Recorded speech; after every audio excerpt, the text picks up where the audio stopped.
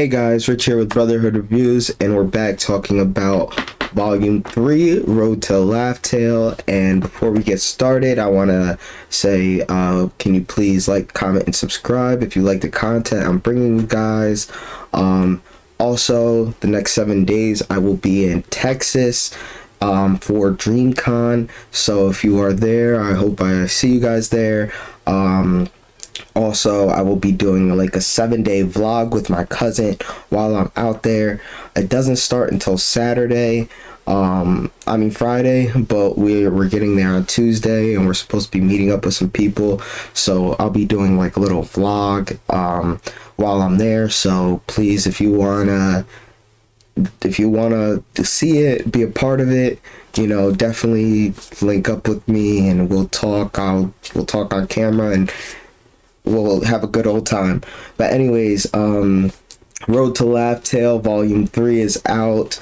Also, because I'll be in Texas, I don't know if I'll be doing Volume 4 when it comes out, but probably that Monday when I get back or Sunday when I get back. But we start off with Volume 3, the etching of Luffy, when he's about to fight Kaido. It's great etching, I love it. And then you go down to the next page and it's an etching of Yamato.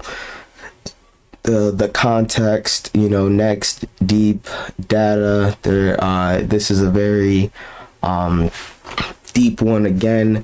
The first page, the page next, pretty much gives us a whole synopsis of Sun God Nika and how he gains the property of rubber, and he is the warrior of liberation, and his silhouette of him dancing in the moon. Now, Deep 1, we go through Sun God Nika and the connections with who's who when he was talking about it, the fate, the scene in Skypiea, the revolutionary drums of liberation. And then we have two testimonies.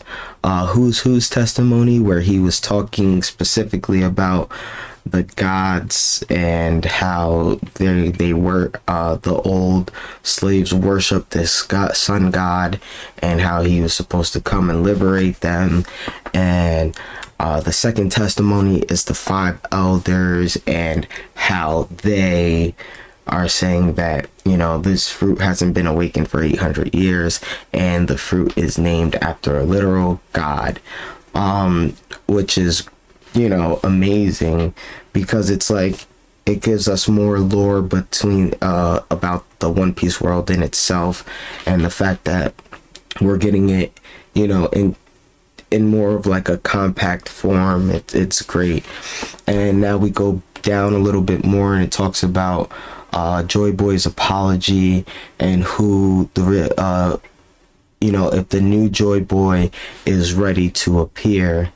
And we get nice little recalls and panels back when Zunisha said it. They talk about when Robin read the poneglyph in Fisherman Island.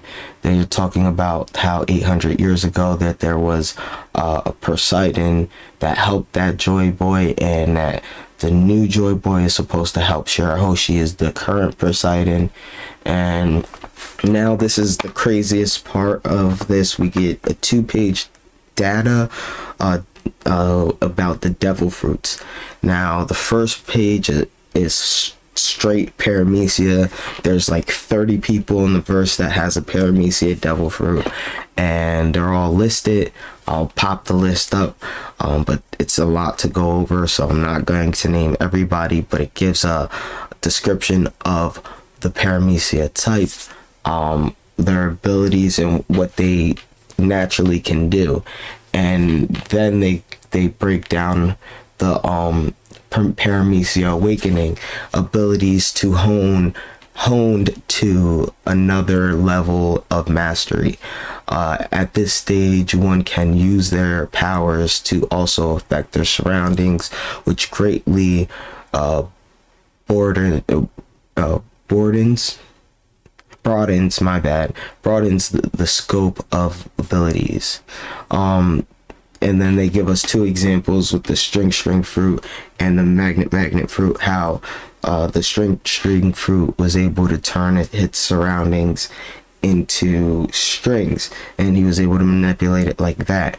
And how Kid's magnet fruit, his ability is to manipulate his magnetic field around him, and his awakening allows him to manipulate other things magnetic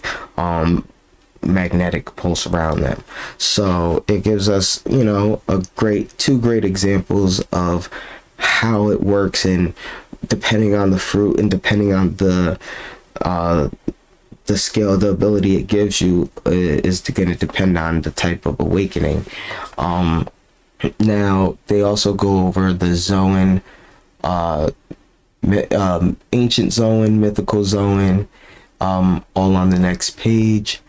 And it's a lot to go over with, but they just give you separate multiple examples, like Rob Lucci's fruit. They give you an example of how his changes him into a cat, a leopard, because he has the cat model leopard. And then they switch over to the ancient Zoans, and how that they're a special class that are ancient creatures that no longer exist, which is kind of false, because we're not even going to get into Little Garden, but anyways. And then mythical Zoans are devil fruits. These are extremely rare. The majority of them seem to possess unique abilities to paramecia on top of standard Zoan transformations. So it's pretty much saying that these mythical Zoans are pretty much paramecias that are Zoans. And then it also breaks down the awakening for the Zoan. Zoan type awakenings don't affect their surroundings. Instead, the user seems to develop a striking new transformation.